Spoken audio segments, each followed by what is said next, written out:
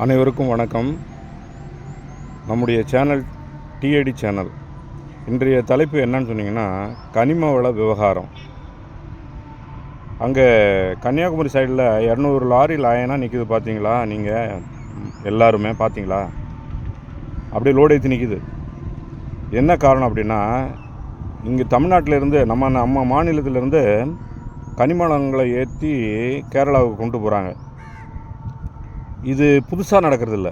இது காலங்காலமாக இந்த நடைமுறை நடந்துகிட்ருக்கு. என்ன காரணம் அப்படின்னு கேட்டிங்கன்னா, இங்கேருந்து நம்முடைய கனிம வளங்களை கேரளாவுக்கு எடுத்து செல்வது அது சரியில்லை. ஏன் அப்படின்னு கேட்டிங்கன்னா, அவங்க அங்கே இருக்கக்கூடிய கனிம வளங்களை தொடவே கூடாதான். அவங்களுக்கு மாசு, அதாவது பொல்யூஷன் ஏற்படுமா. கனிம வளங்கள்லாம் அப்படியே இருக்கணுமா. அவங்க கட்டுமான பணிகளுக்கோ சாலை போக்குவரத்துக்கோ அவங்க தொடர மாட்டாங்களாம். இங்கேருந்து தான் எடுத்துகிட்டு போவாங்களாம். இது எப்படி நடக்குது அப்படின்னு கேட்டிங்கன்னா, இதுக்கு முந்தைய ஆட்சி அதிமுக திமுக மாறி மாறி மாறி மாறி இந்த கனிம வளத்தை ஏற்றி அனுப்புறது, ஒரு பில்லை போடுறது, மீதி அதாவது ஒரு 25 ரூபா பில்லை போட்டு 75 ரூபா எடுத்துக்கிறது கணக்கு வச்சிங்களேன். இப்போ 1 லட்ச ரூபா வருதுன்னு சொன்னால் 25,000 கணக்கு கொடுத்துட்டு 75,000 ரூபா அபேஸ். இதுதான் நடைமுறை. அதில் தான் பார்த்தீங்கன்னா 4,500 கோடி 5,000 கோடி கிட்டத்தட்ட அவங்களுக்கு நிற்கிது. இது அரசியல் அமைச்சர்கள், அந்தந்த 5 ஆண்டுகள் வரக்கூடிய அந்த எந்த கட்சி வருதோ அந்த கட்சி அமைச்சர்கள் மற்றும் முக்கிய அதிகாரிகள் எல்லாருக்கும் அது பங்கு. அதாவது ஐஏஎஸ்லேருந்து கீழே கடைநிலை ஊழியர் வரை அமைச்சருக்கும் எல்லாருக்கும் சேர்த்து தான் இது வழக்கமாக போச்சு. இது இப்போ இதில் 2021லேருந்து 25 வரலையும் பகிரங்கமாக இவங்க இங்கேருந்து கனிம வளத்தை ஏற்றி அனுப்புறது. இது பகிரங்கமாக. இது அதிமுக ஆட்சியை விட இது அவங்களுக்கு வசூல் அதிகம். இப்போ இங்கேருந்து இந்த கனிம வளங்களெல்லாம் அவங்க கொண்டு போய் கொடுக்கறது எதுக்குன்னா, சுயநலத்துக்காக நம்ம சம்பாதிக்கணும். ஆனால் நம்முடைய மாநிலத்தினுடைய ஒரு வருவாய் வளர்ச்சிக்காக அவங்கெல்லாம் பாடுபடல. எப்படி சம்பாதிக்கலாம், அது கேரளாவிலேருந்து இங்கேருந்து கேரளாவுக்கு அனுப்பிச்சி விட்றாங்க. அவங்களுக்கு கனிம வளம் இல்லைன்னு இருக்குது. அவங்க ஏன் நம்ம கனிம வளத்தை ஏன் நம்ம தொட்டுக்கிட்டு நம்ம எதுவும் தொட வேண்டாம். அவங்க அங்கேருந்து அனுப்புகிறாங்க. நமக்கு லாபம்தான், நமக்கு நஷ்டம் கிடையாது. ரைட்டு, உங்களுக்கு லாபம்தான், நஷ்டம் கிடையாது. முல்லை பெரியாறு அணையிலேருந்து ஒரு 15 மரங்களை வெட்டி தண்ணி வசதிக்காக ஏற்படுத்தி கொடுக்கணுன்னு நம்ம போராடும் பொழுது கோர்ட்டுக்கு போகிறீங்களே, என்ன காரணம்? கோர்ட்டுக்கு போய் ஸ்டே வாங்குறீங்க. அதே போல் நெய்யாறு அங்கே பாசன வசதிக்காக, அந்த ஏரியா பாசன வசதிக்காக தண்ணி திறந்து கொடுக்கணுன்னா அதை பூட்டி வைக்கிறீங்க. அப்போ உங்களுக்கு இங்கேருந்து கனிம வளங்கள்லாம் அங்கே அனுப்பணும். ஆனால் எங்களுக்கு நீங்கள் முல்லை பெரியாறு அணையில் அந்த மரத்தை வெட்டிட்டு அந்த தண்ணியை கொஞ்சம் எங்களுக்கு விசாலமாக வர வச்சு கொடுங்கன்னு சொன்னால் அதை நீங்கள் தொட மாட்டீங்க. அதே போல் இந்த நெய்யாறு அணையும் திறந்து விட மாட்டீங்க. அப்போ உங்களுக்குன்னா அது ஓகே, எங்களுக்குன்னா அது நாங்கள் எப்படி வேணாலும் பரவாயில்ல, அப்படி தானே? இது ரொம்ப ஏற்கக்கூடியதல்ல. அதே போல் கேரளாவிலேருந்து மருத்துவ கழிவுகள், இன்னும் பொது கழிவுகள்லாம் கொண்டாந்து இங்கே கொட்டுறீங்க. உங்கள் இடம் தூய்மையாக இருக்கணும், உங்கள் கனிம வளத்தை தோண்டக்கூடாது, பத்திரமா இருக்கணும். ஆனால் அங்கேருந்து கொண்டாந்து நம்ம தமிழ்நாட்டில் கொண்டாந்து கொட்டுறீங்க. இதுக்கு முந்தைய அரசெல்லாம் இதை இன்னும் கடினமாக ஸ்ட்ராங்காக கேட்கவே இல்லை. எப்போ தண்ணி பிரச்சனை வருதுன்னு சொன்னால் உடனே போராடுறான், ஸ்ட்ரைக் பண்ணுறான், ரோட்டில் படுத்து கிடக்குறான். அதே போல் இந்த கழிவுகளை கொட்டுறான இந்த அரசாங்கம், முந்தைய அரசாங்கம் அதிமுகவோ திமுகவோ இதை தடுத்து நிறுத்துச்சா? இது அதிமுக ஆட்சி காலத்தையும் நடந்தது, திமுக ஆட்சி காலத்தையும் நடந்தது. அதனால தான் மக்கள் என்ன பண்ணுறாங்க, ஒரு மாற்றம் வேண்டும் அப்படின்னு சொன்னது அதுக்கு தான். வேறு ஒரு புதிய ஒரு அரசியல் உருவாகணும், அவங்க பொறுப்பேற்கணும். அப்போ தான் இதுக்கெல்லாம் ஒரு தீர்வு கிடைக்கும். இவங்ககிட்டலாம் சொல்லி புண்ணியம் இல்லை. ஏன்னா இவங்கெல்லாம் சுயநலவாதிகள், சம்பாதிக்கணும். பலாயிரம் கோடி சம்பாரித்து சேர்த்து வைக்கணும். வெளிநாட்டிலலாம் மால் வாங்கணும், இடம் வாங்கி போடணும். பல்வேறு இவங்க திமுக காரங்களுக்கெல்லாம் பார்த்திங்கன்னா வெளிநாட்டில் எல்லா நாட்டிலையுமே சோர்ஸஸ் இருக்குது. எல்லாம் வெளிநாட்டில் வந்து முதலீடு பண்ணி தொழில்கள் செய்கிறாங்க. இங்கே நம்மெல்லாம் வந்து இங்கே இருக்கக்கூடிய நிலைமை வந்து பார்த்திங்கன்னா ரொம்ப மோசமான கண்டிஷனில் இருக்குது. அதனால தான் மக்கள் வெறுத்து போச்சு. எல்லாம் நான் பார்த்திங்கன்னா ஏ டு செட், அதாவது கடைநிலை சாதாரண ஒரு படிக்க தெரியாதவங்க கூட இப்போ எல்லாம் இந்த சோஷியல் மீடியாவில் வெளியில் வர்றதில் எல்லாருக்குமே தெரியுது ஊழல், திமுக ஊழல், பகிரங்க ஊழல். இதற்கு முந்தைய முதல்வர் பொம்மை முதல்வர் பேர், அவருக்கு பேர் பொம்மை முதல்வர், எதுவுமே கேட்க மாட்டார். அதனால தான் அவன் எல்லாருமே அடிக்க ஆரம்பிச்சிட்டான். இங்கே கீழே பியூன்லேருந்து மேல்மட்டம் வரலையும், ஐஏஎஸ் வரலையும், அடுத்து உள்துறை செக்ரட்டரி செயலாளர்கள்லாம் இருக்காங்கள்ல அவங்க வரலையும், அதுக்கப்புறம் அமைச்சர்கள் எல்லாம் அடிக்க ஆரம்பிச்சிட்டான். என்ன காரணம்? தலைவரே அடிக்கிறாரு. 30,000 கோடி வந்திருக்கு, எங்கே வைக்கிறதுன்னு தெரியல, பிடிஆர் பழனிவேல்ராஜன் சொன்னார். அது எப்பயோ வெளியில் வந்துட்டுது. அதை பார்த்ததுமே எல்லாம் அடிக்க ஆரம்பிச்சிட்டான். அப்போ அரசு எவ்வழியோ குடிகள் அவ்வழி. அரசு ஒழுங்காக இருந்ததுன்னா குடிகள் கரெக்டாக இருக்கும்.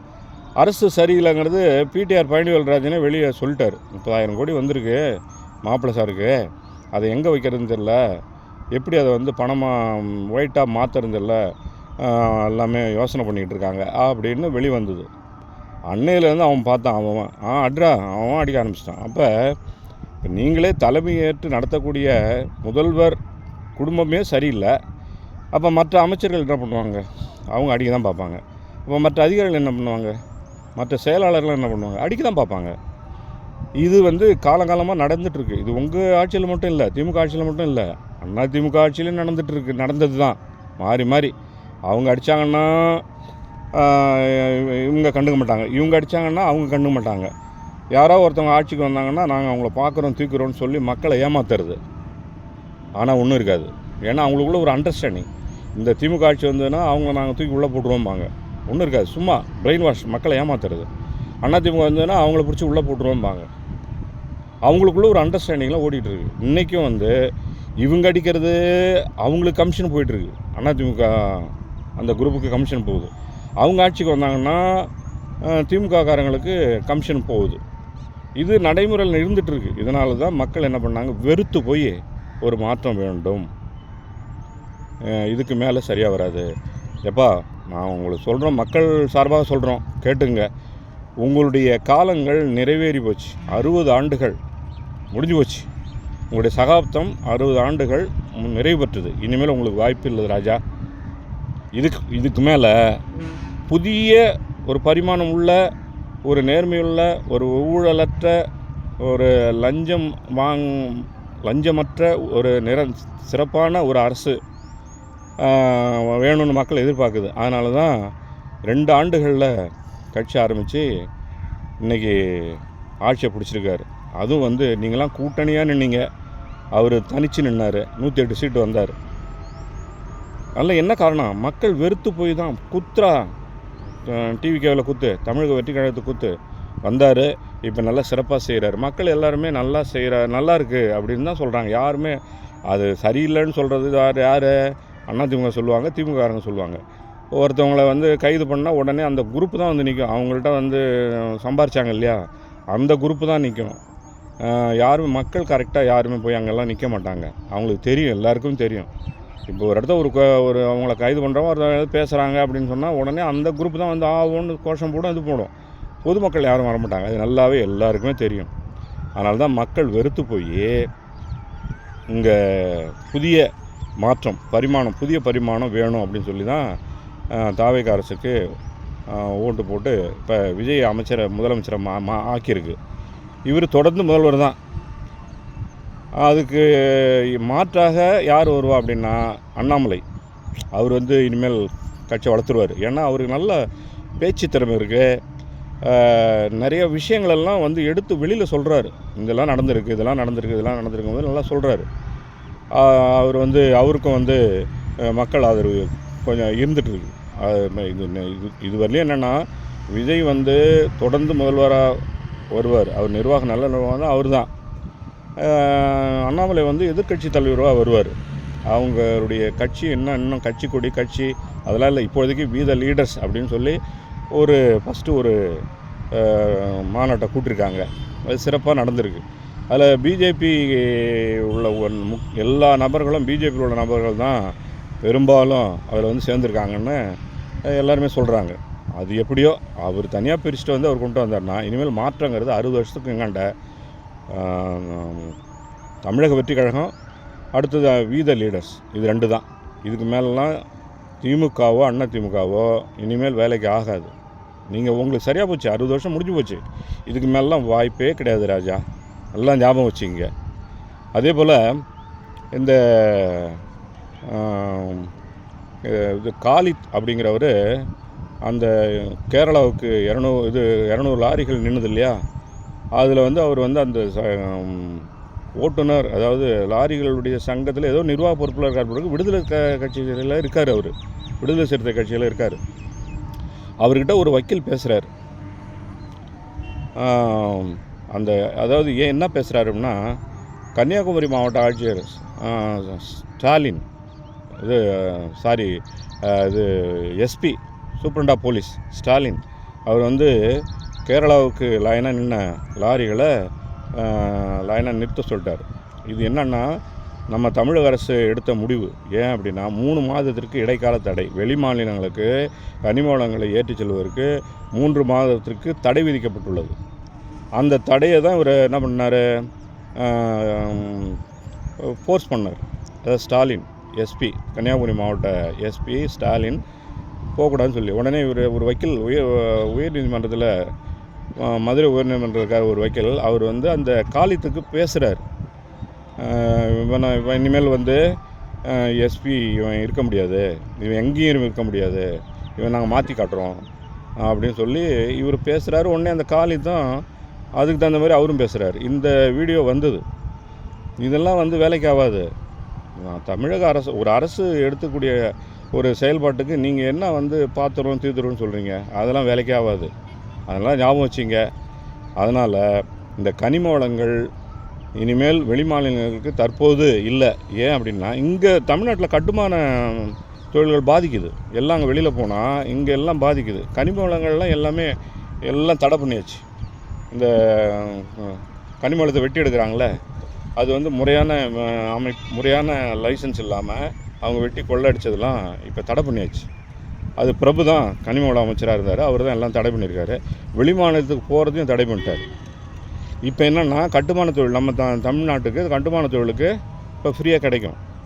இப்போ வெளிமாநிலத்துக்கு போகணுன்னா ஒரு வருமானம் தான், நான் இல்லைன்னு சொல்ல வரல. ஆனால் அந்த வருமானம் முறையான வருமானமாக இல்லையே, அதில் புரோக்கரு கமிஷனு. அதான் நான் முதல்ல சொன்னேன், 1 லட்சம் பில்லு போடும்போது 25,000 தான் அரசாங்கத்து பில்லு, 75,000 சுருட்டிக்கிறது. இது வந்து யார் அப்படின்னா அந்தந்த அமைச்சர், எம்எல்ஏ, மாவட்ட செயலாளர், கீழ் வேலை எல்லாம் வரலையும் எல்லாம் அதுக்கு பங்கு போயிடும். அதனால் அவங்க பேசாமல் இருப்பாங்க, யாரும் கேட்கவே முடியாது. இந்த சமாச்சாரம் நடக்கிறதுனால தான் வெளி மாநிலங்களுக்கு போகிறது தடை அப்படின்னு சொல்லி விதிச்சாச்சு. இப்போ இங்கே உள்ளே இருக்கக்கூடிய கட்டுமான தொழில்களுக்கு இது இப்போ ஃப்ரீயாக கிடைக்கும். விலையின்மே குறைச்சி கொடுப்பாங்க. இதை ட்ரையல் பார்க்குறாங்க. முதல்ல எப்படி இருக்கும் பார்ப்போம், இங்கே இவங்களுக்கு ஃப்ரீயாக கிடைக்குதா, உள்ள நம்ம தமிழ்நாட்டுக்கு சாலை போக்குவரத்துக்கு கட்டுமான தொழில்களுக்கு ஃப்ரீயாக கிடைக்குதா, ரைட் ஓகே. அதுக்கு மேலே மிஞ்சிச்சுன்னா கரெக்டாக முறையாக செய்வோம். அது வருமானம் தான். வெளிநாட்டுக்கு ஏற்றுமதி போகிறது வருமானம் தான். அதை வந்து ஆன்லைனில் கரெக்டாக ஃபாலோ பண்ணணும். ஆன்லைனில் இனிமேல் எதுவாக இருந்தாலும் ஆன்லைனில் தான் பில்லு, கையில் காசே பார்க்கக்கூடாது. பில்லை போட்டால் ஆன்லைனில் போடணும். ஆன்லைனில் கவர்மெண்ட்டு கஜானாவுக்கு கொண்டு போகணும். யாருமே இடையில புரோக்கர் எந்த வேலையுமே செய்யக்கூடாது. அது கவர்மெண்ட் என்ன பண்ணணும்னா, வெளி மாநிலங்களுக்கு லாரி போகுதா, உடனே என்ன செய்யணும், அவங்களுக்கு ஆன்லைனில் பில்லை போடுங்க கரெக்டாக. அது ட்ரோன் போடுங்க, ட்ரோன் போட்டு கேமரா போட்டு அதை நடைமுறைப்படுத்துங்க. அப்போ தான் இந்த கொள்ளை அடிக்கிறது, ஊழல் செய்கிறது எல்லாமே நின்றுடும். இந்த நிகழ்வை, இந்த வீடியோ நிகழ்வை நீங்கள் பார்ப்பீங்க. பார்த்துட்டு இதை சப்ஸ்கிரைப் பண்ணுங்கள், ஷேர் பண்ணுங்கள், கமெண்ட் பண்ணுங்கள். அதிகமாக சப்ஸ்கிரைப் இருந்ததுன்னா இன்னும் நிறைய விஷயங்கள் நாங்கள் அடுத்தடுத்த வீடியோவில் போடுவோம். இப்போ நிறைய விஷயங்கள் இருக்குது. ஒவ்வொரு விஷயமாக நாங்கள் வந்து வெளியில் போடுவோம். அதை நீங்கள் பாருங்கள், சப்ஸ்கிரைப் பண்ணுங்கள். நன்றி, வணக்கம்.